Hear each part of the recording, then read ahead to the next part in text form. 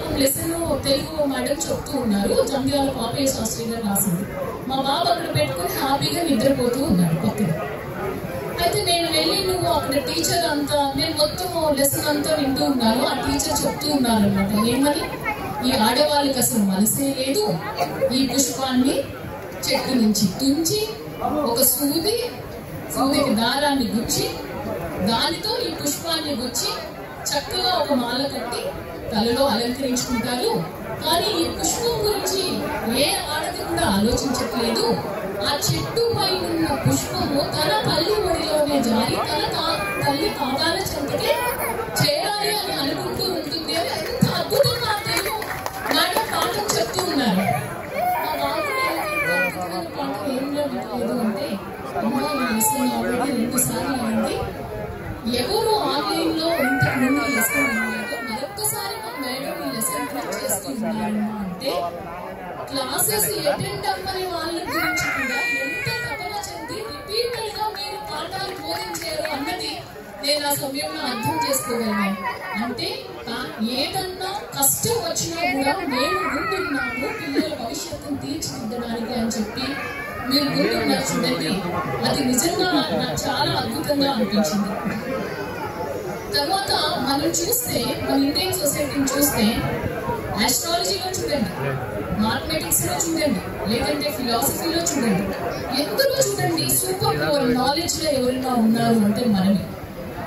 తర్వాత మనకి colonial ruling వచ్చింది, నేరో వే ఆఫ్ ఎడ్యుకేషన్ ని ఇంట్రడ్యూస్ చేయాలనుకున్నా కూడా చాలా గట్టిగా ప్రొటెస్ట్ చేసి మన ఎడ్యుకేషన్ స్థాయిని మనం నిలబెట్టుకున్నాం.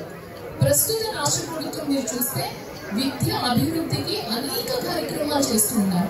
టీచర్స్ కి ఏ విధమైన సపోర్ట్ ఇవ్వాలి, స్టూడెంట్స్ కి ఏ విధమైన సపోర్ట్ ఇవ్వాలి అని చెప్పి ఇప్పుడు చూస్తే, ఇప్పుడు మెగా టీఎస్సీలో 2600 మంది ఉపాధ్యాయులు మన ఉమ్మడి కర్నూలు నంద్యాల జిల్లాకే వస్తూ ఉన్నారు అంటే, మొత్తం 16,000 కోట్ల సింహభాగం మన కర్నూలు నంద్యాల జిల్లాలే తీసుకుంటున్నాం.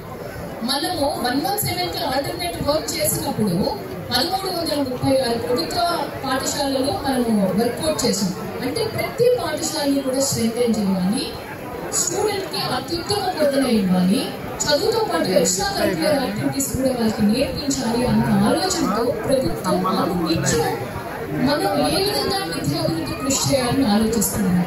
కాబట్టి టీచర్స్ కానీ, తల్లిదండ్రులు కానీ, స్టూడెంట్స్ కానీ గవర్నమెంట్ ఇచ్చే ప్రతి అవకాశాన్ని కూడా మనం సద్వినియోగపరచుకొని దాన్ని నిలబెట్టుకోవాల్సిన బాధ్యత కూడా మనందరి పైన ఉందని నేను ఈ సందర్భంలో మరొకసారి మీ అందరికీ కూడా తెలియజేస్తూ ఉన్నాను.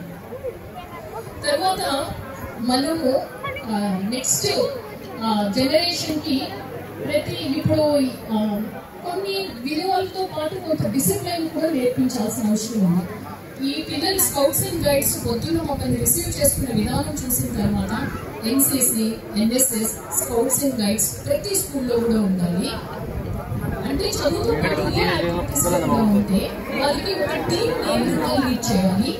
లీడర్షిప్ క్వాలిటీస్ బాగా పెరిగితే 10 మందితో కలిసి ఏ విధంగా మాట్లాడాలి అన్నది కూడా వాళ్ళతో పెరుగుతుంది. నాలెడ్జ్ షేరింగ్ ఎక్కువగా ఉంటుంది. కాబట్టి దీనిపైన కూడా మన విద్యాశాఖ ప్రతి స్కూల్లో కూడా యాక్టివిటీస్ అన్ని ఇంట్రడ్యూస్ చేయడానికి, బుక్ రీడింగ్ అంటే కంప్యూటర్ నాలెడ్జ్ తో పాటు ఫిజికల్ గా బుక్ రీడింగ్ కూడా వాళ్ళకి అలవాటు చేసి ఎక్స్ట్రా కరిక్యులర్ అంటే ఎక్కువ చదువుతో పాటు అదర్ నాలెడ్జ్ కూడా నేను వాళ్ళని అడిగే, మీకు ఇంగ్లీష్ క్లబ్ ఉందా, సైన్స్ క్లబ్ ఉందా, స్పోర్ట్స్ క్లబ్ ఉందా, యాక్టివిటీస్ అన్ని ఆఫ్టర్ స్కూల్ అవర్స్ మీరు పార్టిసిపేట్ చేస్తూ ఉన్నారా లేదా, వీటన్నింటిలో కూడా వాళ్ళు ఇన్వాల్వ్ అయ్యేటట్టు మీరందరూ చూడాల్సిన బాధ్యత ఉంది.